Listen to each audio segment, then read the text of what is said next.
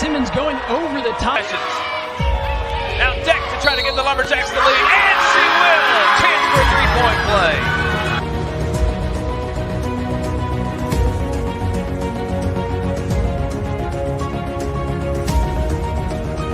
3-2 to the basket, puts it up, no! Hammer dunk with 1 second left!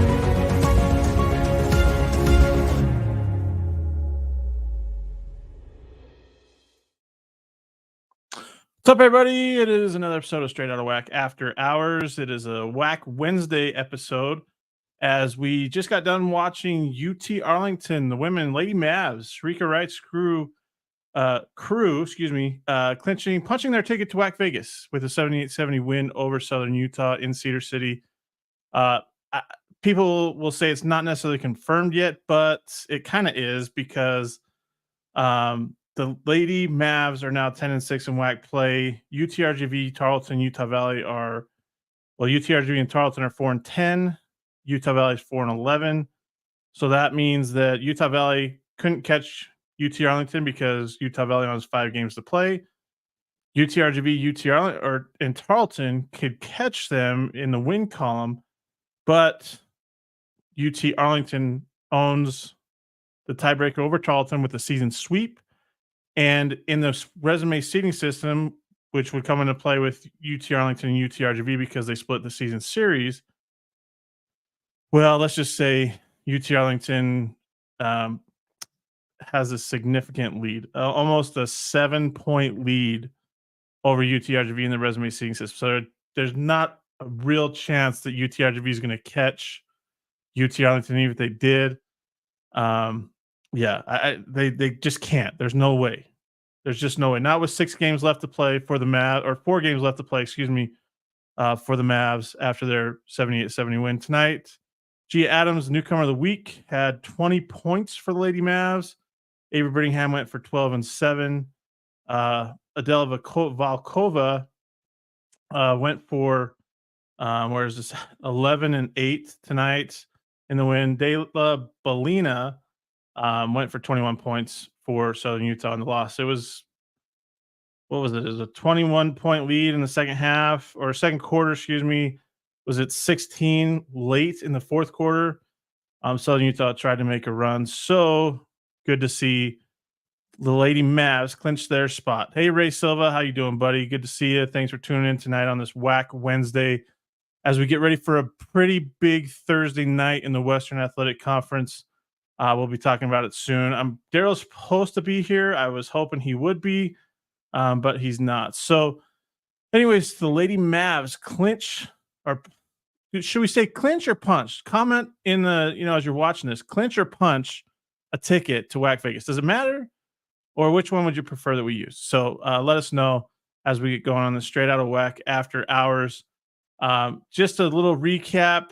I mean, like I said, the first quarter was what did Southern Utah in. UT Arlington got out to a 24-8 lead after one quarter. And then the rest of the quarters were pretty even. 20-19 for the Lady Mavs in the second, 21-20 for the Lady Mavs in the third. And then Southern Utah outscored the Lady Mavs by 10 in the fourth quarter. So all it was that first quarter that did Southern Utah. And Tracy Mason said after the game they just couldn't find a rhythm. They couldn't get going. And, she didn't know why and what the reason was. She said there were some tired legs. They had a double overtime game on Saturday at Utah Valley, and their starters are playing 30, 35, even more minutes than that because they're so banged up. So a lot of tired legs. There was only 8 players that played for Southern Utah tonight. Again, Sam Johnston played 36 minutes. Dela Balina played 35. Ashley Banks played 34. Alexa Lord played 31. And Ava Ulrich, I hope I say that right, had played 30 minutes. So compare that to where Gia Adams and Talia Clark were the only Lady Mavs playing 30-plus minutes tonight. Tired legs. Anyways, Ray says it's punched. Zach Carlisle says, says scan. What? Zach, I'm so happy you're watching this or that you tuned in for a second. Great to see you, buddy. Let's see, Ray, what else you got here? This is a portion where it's no cover charge. After hours would be after midnight. Listen, you know what? I'm still calling it after hours. Leave me alone. All right. People call it after dark. I'm just calling it after hours. In Utah, my bedtime is like right now. So this is after hours for me. Leave me alone, Ray. Leave me alone. Plus, it's like 10 o'clock where you're at in South Texas. So let's see. Alan, do I need to send you a Tarleton pennant? No, you don't, because I have one coming. I ordered it off of Amazon today. I have it coming. So it'll be here soon. It'll be here in a couple of days. I promise. I will have more teams, Southern Utah, Tarleton, and I believe I need Seattle U back here. So yeah, I'm gonna have all of them. No promises, or no problem there.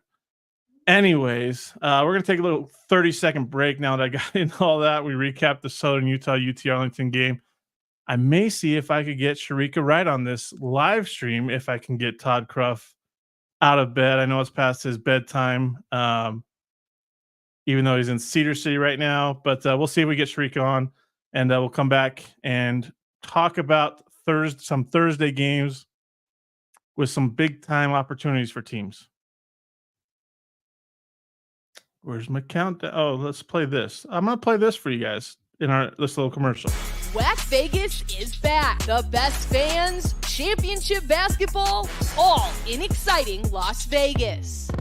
Join us March 13th through the 16th at the Orleans Arena for the 2024 Hercules Tires WAC Basketball Tournament. Don't miss the crowning of a men's and women's champion. For more information, go to wacsports.com/WACVegas.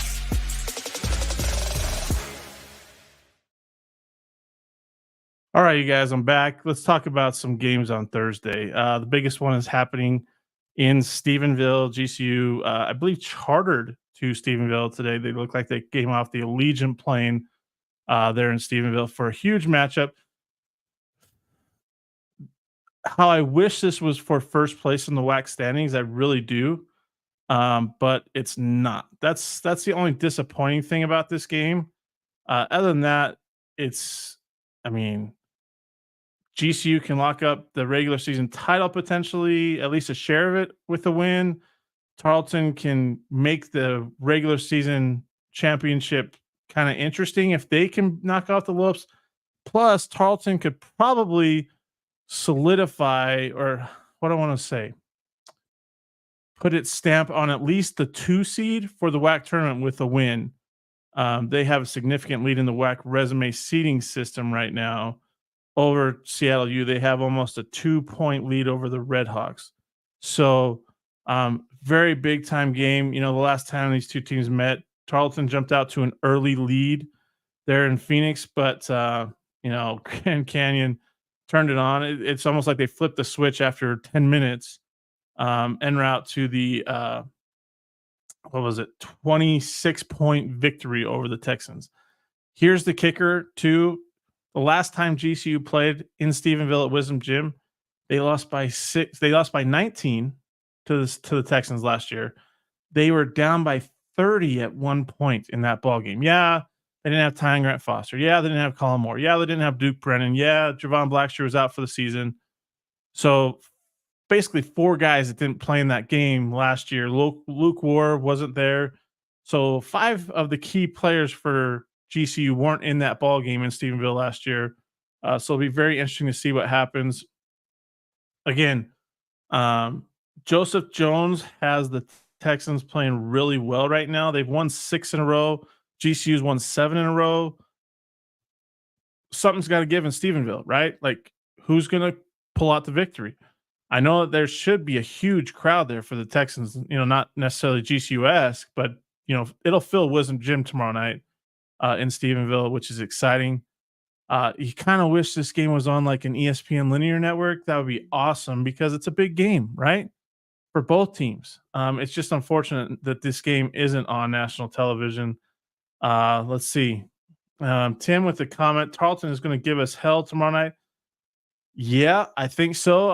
It's going to be a better ball game than it was in Phoenix. Let's put it that way. It is going to be a much better ball game than it was in Phoenix. Lou Williams is playing better. He's been playing lights out, actually. I think he's averaging like 20-plus points a game over his last 5 or 6. Ja'Cory Smith hits some wild shots, but he's clutch at times. If Keandre Gaddy gets in foul trouble, though, the Texans are in trouble. So they have to keep Keandre Gaddy out of foul trouble. We know how GCU gets to the free throw line, is a really physical ball club, so they're going to cause some problems there. That'll be an interesting thing to watch. I think Emmanuel Innocente against Tyon Grant Foster might be the matchup of the night. People can comment on that, but Innocente may be the WAC freshman of the year. I mean, Mekhi Williams from UT Arlington is probably going to be the WAC freshman of the year, but Innocente is going to be there in that discussion. He started every game for Tarleton this year. He's going up against, the veteran Tyon Grant Foster, who's the second leading scorer in the WAC right now. So it's going to be a fun ball game in Stephenville to pay attention to. Like I said, GCU can clinch at least a share of the regular season title with a win. They have 5 to play. Seattle U has 5 to play. They have 5 more wins than Seattle. So that would knock Seattle U out unless Seattle U beats SFA. But the Lopes could do no better. Actually, I want to take that back. Tarleton has 5 games to play after tomorrow night. So technically, Tarleton still could win the WAC regular season title if they win out. If they win 5, they would have to win 5. Let's go back to this. So Tarleton, if they win, they're 12-3. That means GCU is 14-2. So Tarleton would need some help to win at least a share, if not the title outright. GCU would be 15-1 over in the WAC play. Tarleton would be 11-4. So Tarleton still could catch them, but GCU would have to lose, 3 of their last 4 games. So I don't see that happening because they're at home for 2 of those games. So, that's not going to happen. Just texting someone. Sorry, guys.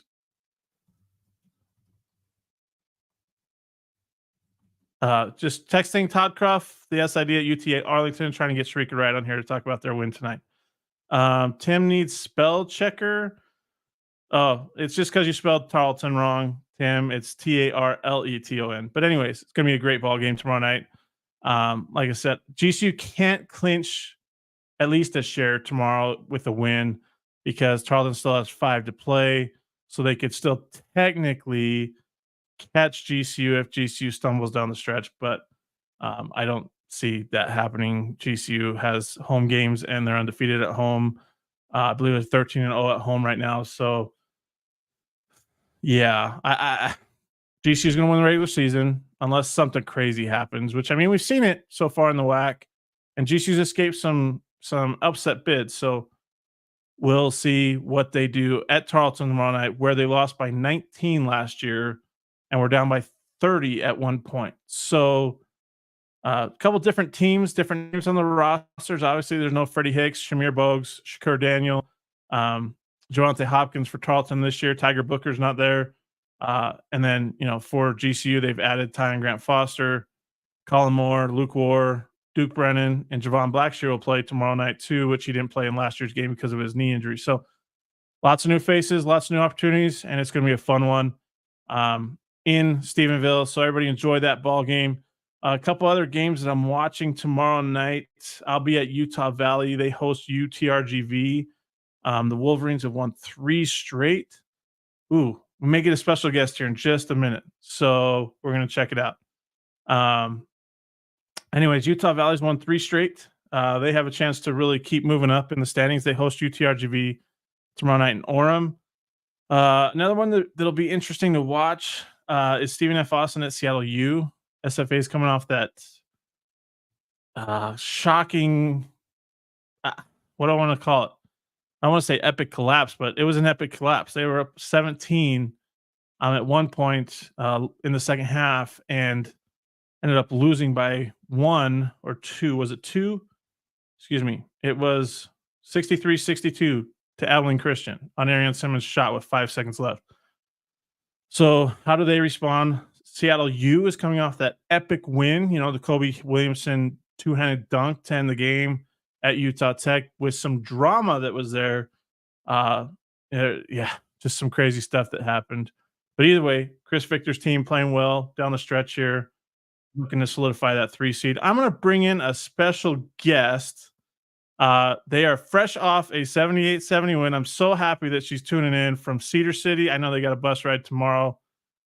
Fortunately, Sharika Wright, that bus ride is only 50 miles, so you got to be happy about that. Listen, Kyle, we got an extra day of rest, so we're spending a little time here. We'll stay here in Southern Utah for a day before we head over to Utah Tech. So we get to rest a little bit, academic stuff, all that fun stuff that our kids like to do, and then get back to watching some film and stuff. So we got a good little plan in place for us tomorrow. That's awesome. That's awesome. I told Todd, if you had the chance, you probably don't, but they would have to take a bus ride or a car up to the Cedar Breaks monument that's up there behind Cedar City. It's pretty beautiful. So we don't have time for that. No, we probably have some time, depending on the weather and stuff. I had a nice little walk this morning. It was nice. Found me a nice little cafe, had some really good French toast and stuff by myself. So I don't know if I want to share that with the rest of my staff tomorrow. So I may go end up doing that again, but we definitely may look at that. It's supposed to be a beautiful day tomorrow. Awesome. Sharika, 78-70 win tonight. Big time road win. You guys were up by, 16 with about 3 minutes to go. They hit some shots. De La Bellina and Sam Johnson back-to-back three.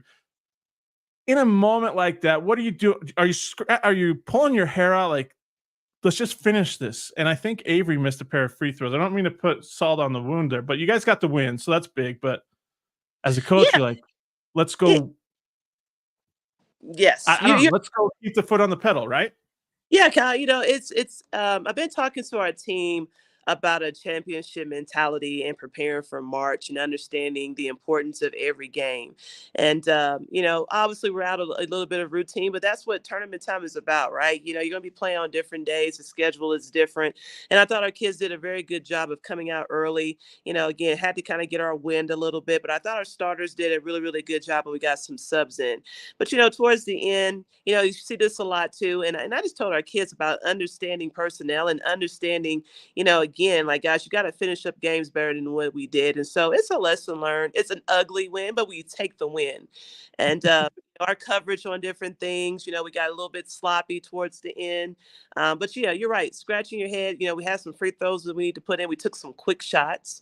But you learn from that. And this team understands that. We talked about it, didn't yell. We talked, teaching a lot too. But, I'm just proud. 10-6. Where we are right now. Did anybody expect us to be here? No. And so we take those wins, we continue to learn from it, and get back to the drawing board tomorrow.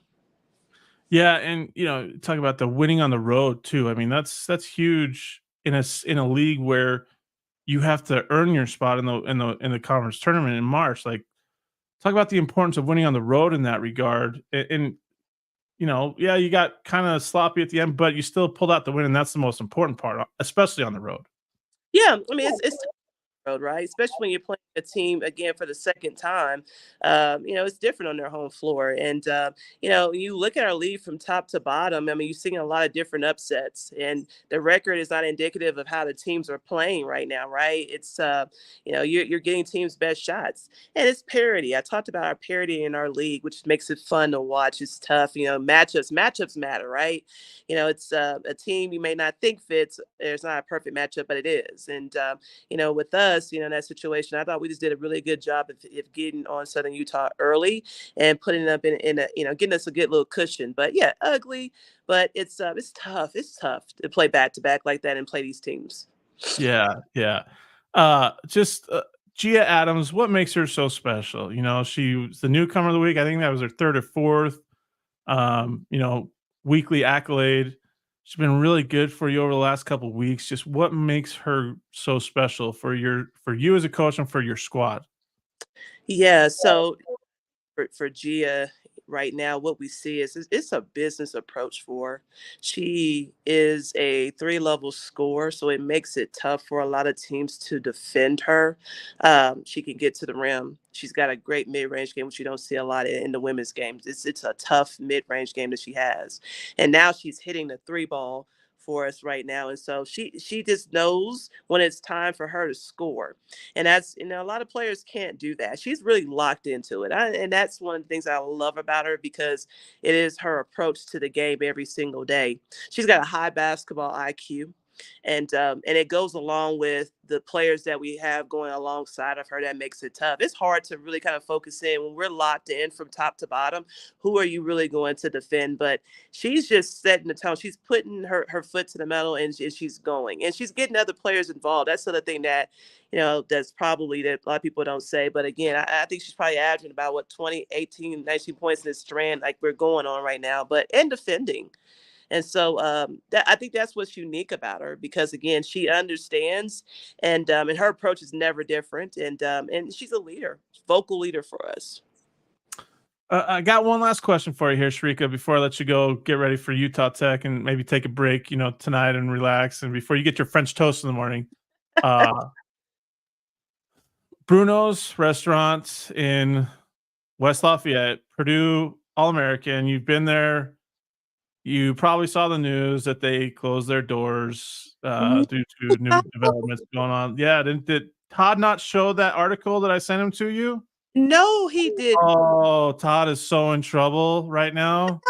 I'm giving him this eye over here right now. He did not. Yeah, I texted to him, so he has it in the text messages, unless he deleted my message. But he needs to show it to you. Yeah, they closed their doors 2 weeks ago because a new development's coming in. So, yeah, pretty sad day with Bruno's.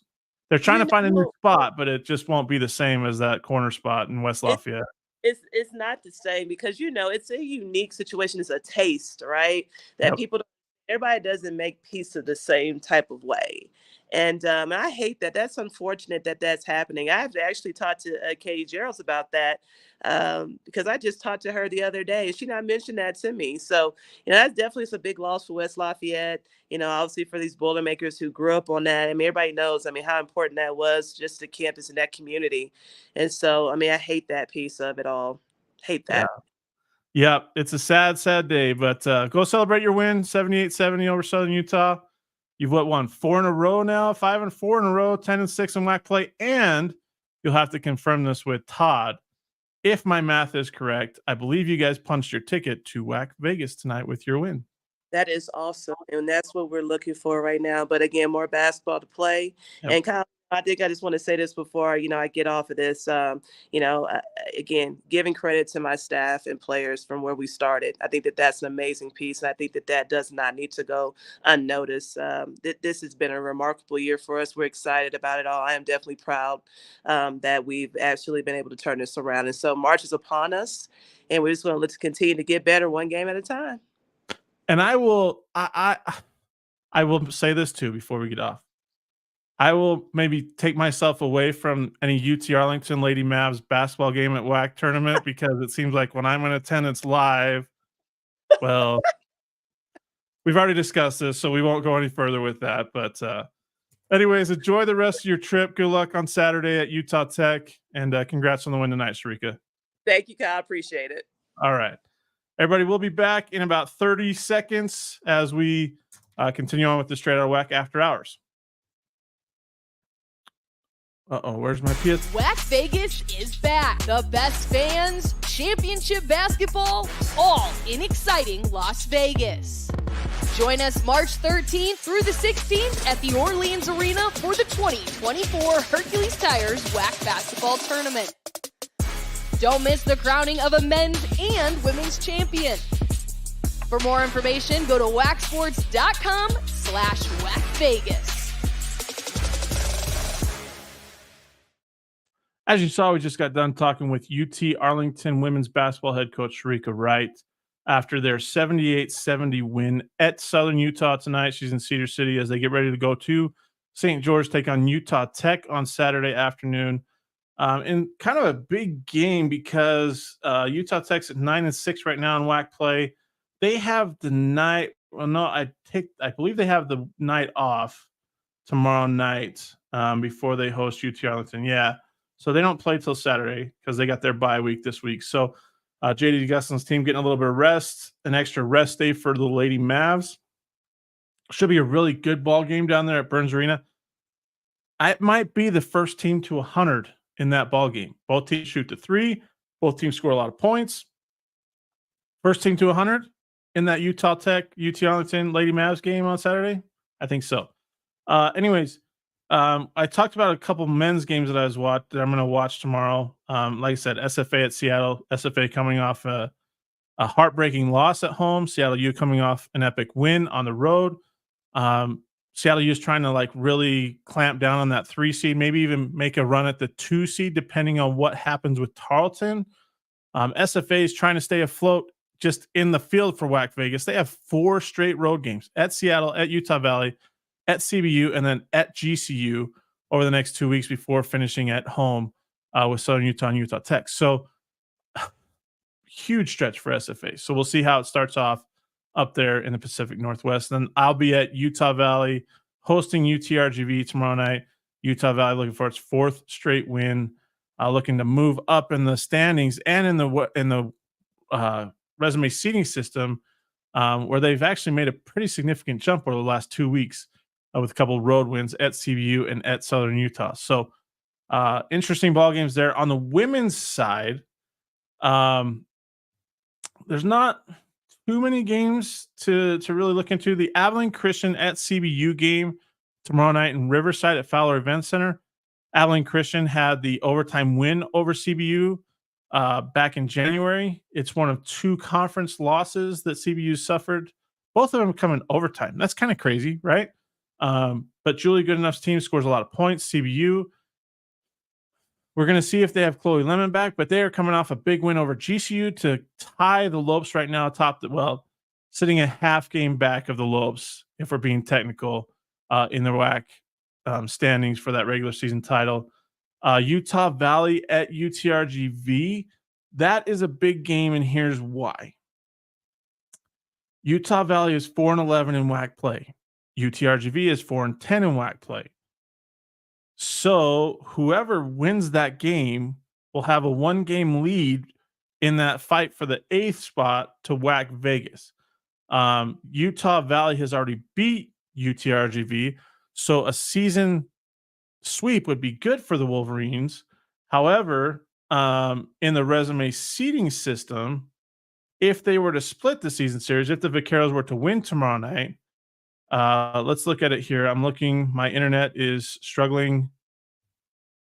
It's pulling up right now. But Utah Valley holds a nearly 1.81 lead, 1.7. Sorry.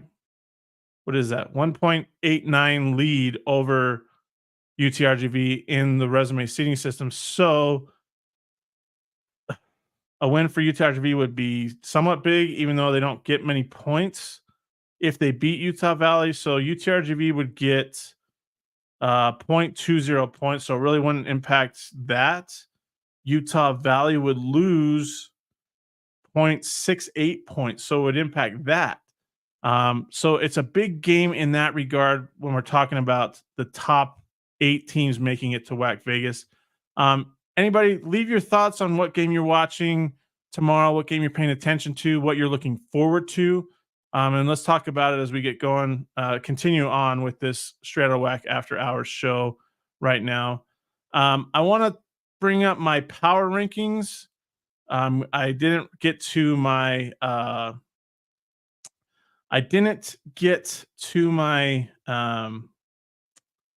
my newsletter today, so I'm going to bring that up for you, and I'm probably going to have people screaming at me. I don't care. These are weekly power rankings based off what's happened in the recent weeks. The top 2 haven't changed. I'll put that up right now. Here's the men's basketball power rankings. GCU Tarleton obviously hasn't changed. Could Tarleton move up to 1 tomorrow with a win? Yeah, absolutely. But, is GCU going to go on the road and pull off another road win? We'll see. Seattle U, swept Southern Utah, beat Utah Tech in an epic fashion. So, they're up to 3. UT Arlington's playing better.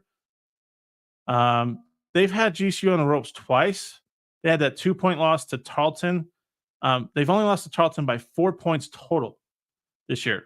So, like I said on Instagram, and in the Straight Outta WAC After Hours show on Monday, keep an eye on the UT Arlington Mavericks.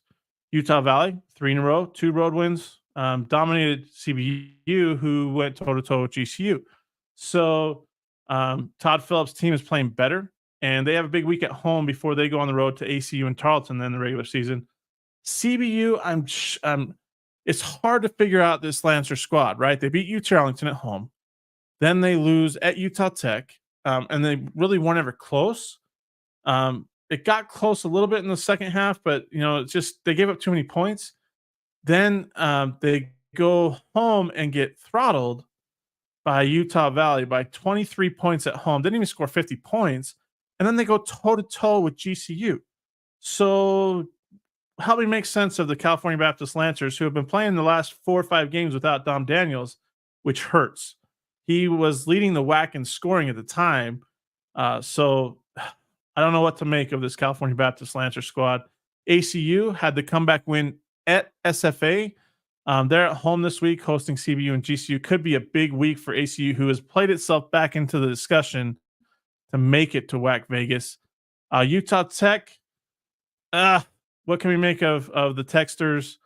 That they had Seattle U beat and just couldn't get that rebound.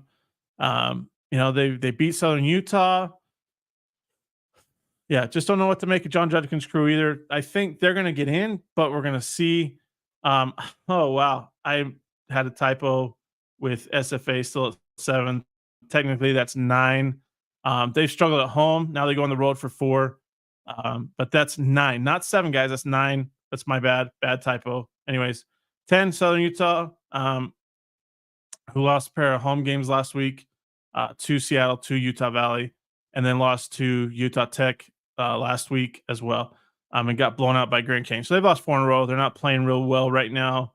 They got to win some games here down the stretch if they want to make it to WAC Vegas. And then UTRGV, they're just banged up. It's good to see Hassan Abdul Hakim back on the floor this past week, but they have a brutal road trip now too. At Utah Valley on Thursday, and then at Seattle on Saturday. So we'll see what the Vaqueros do, but that's your power rankings for this week. Yeah, it's a mess. My typos are bad. I'm sorry. It's late. We're going to come back in 30 seconds, kind of wrap up this show, the Straight Outta WAC After Hours from this WAC Wednesday, and talk about some things to pay attention to on Thursday. We've already talked about some games, but talk a little bit more in depth of what to watch. WAC Vegas is back. The best fans, championship basketball, all in exciting Las Vegas. Join us March 13th through the 16th at the Orleans Arena for the 2024 Hercules Tires WAC Basketball Tournament. Don't miss the crowning of a men's and women's champion. For more information, go to wacsports.com/WACVegas. All right, guys, we are 3 weeks away. You know that? 3 weeks away. 3 weeks from tonight, we will be sitting at Orleans Arena for the second game of the men's first round. How awesome is that? I'm so pumped. I'm so excited. It's going to be awesome. It's good to be back at Orleans. I got asked today on the radio show with Bryce Larson, Valley Sports this morning, my thoughts on them changing the venue from Vegas to a neutral site, or a school, doing it that way, the WAC doing it. And I had mixed emotions about it. I think it'd be cool to do it on campus, because the Texas schools already have to travel a long ways, whereas the Utah schools, GCU, CBU, and Seattle, you don't have to travel as far. But doing it in Vegas, there's just something about it, right? Like, it's just awesome. It's an atmosphere. There's so many conference tournaments there. Like, why would you change that? So speaking of that, I'm going to be going to the WCC championship game on Tuesday night. So that'll be fun. Anyways, looking forward to WAC Vegas. 3 weeks away. Like I said, 3 weeks from now, at this time specifically, the second game of the men's first round will be tipping off. So we'll see who is in that matchup. I can't say who will be there because there's so much basketball we played over the next 2 weeks, 2.5 weeks. It will be the let's see. It'll be the 6 and 7 seed, and right now, if we're looking at it, that game would be, I believe it's SFA and Utah Valley, maybe. I'm trying to get this here. It's not loading. It's taking a minute. Here we go. 6-7 is Utah Valley, California Baptist. And I'm not sure that California Baptist wants that matchup because Utah Valley has beat them twice bad.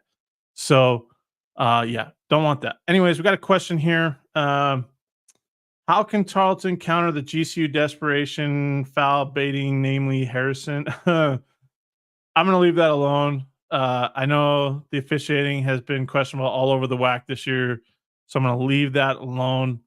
My thing is you can't play on your heels. You have to attack them. That's what they do to get the foul calls. They attack. If you've watched them, UT Arlington fans know this well.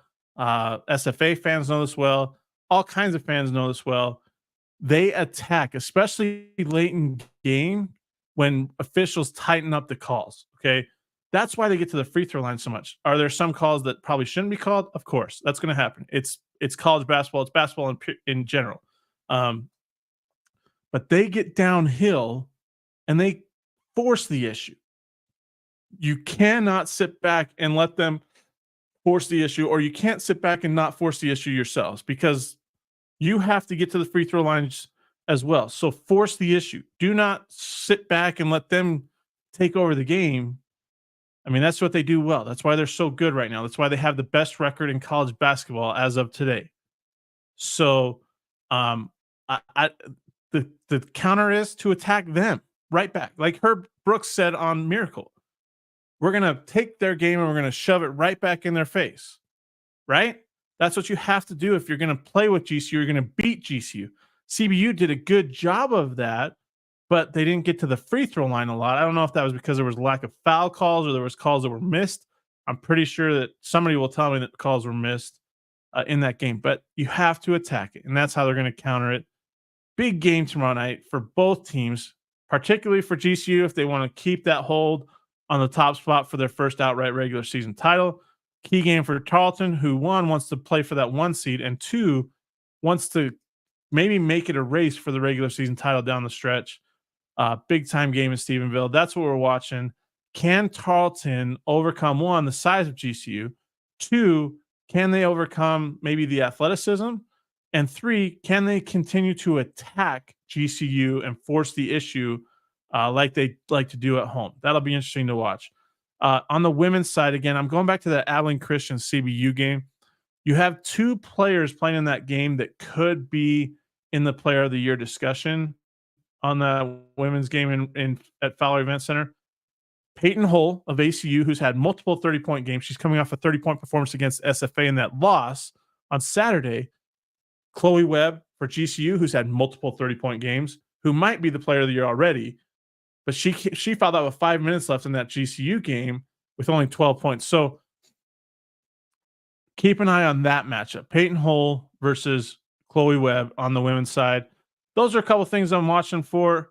Anyways, guys, thanks for tuning in.